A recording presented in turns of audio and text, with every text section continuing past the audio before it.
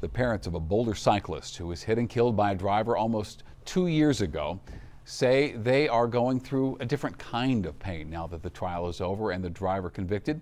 Denver 7's Colette Bordelon sitting down with Magnus White's parents for the first time since the end of the trial, and they tell her this verdict did not bring closure. Evidence presented against the defendant driver over a week in Boulder. And then we got into it, and then it was really real, really fast. And the cyclist at the center of this case. When he rode his bike, it was beautiful to watch. 17-year-old Magnus White. We will never stop missing our Magnus. And we will never stop fighting for him. I felt like, for some reason, after the trial, like I'd be somehow like closer to Magnus. Jill and Michael White have been fighting for their son since July of 2023. Okay, when it's done, he'll just come back to us. But the end of the trial is not the end they envisioned. He's almost, instead of closer, further away, and it's almost back into like this deep grief again. That's despite the driver, Yeva Smiljanska, being found guilty of reckless vehicular homicide, a felony. Her defense argued she drove carelessly and should have been charged with a misdemeanor. All the choices made that day are incredibly upsetting. And Magnus did not have to be killed.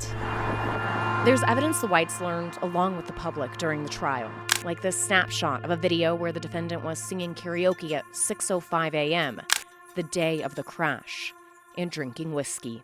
The anger. I mean, that just, my jaw dropped. But what the Whites were hoping for would have come from Smiljanska herself while on the stand.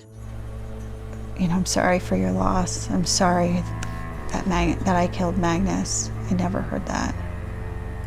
I was waiting. The jury deliberated for 7 hours, reaching a verdict around 10 on Friday night. I don't think I actually heard what was read. I had to turn to my friend and be like, what just happened? The Whites believe guilty was the right verdict.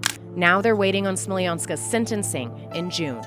We haven't been able to tell our full story and full story about it and how we feel about it. So I think it'll be the opportunity for us to just finally tell her what she did and how it impacted us. Another chance to tell their son's story. You know, we want to keep him alive because he wasn't able to finish his story here, his life here. A story that speaks to so many who miss Magnus. Colette Bordelon, Denver 7. We so appreciate them talking to Denver 7. Now, Smiljanska faces between 2 and 6 years in prison, but it is also possible she gets just probation. And Denver 7 was in the court every day of that trial last week. Colette and our digital team have put together a very full and very helpful recap, and you can find that right now on denver7.com.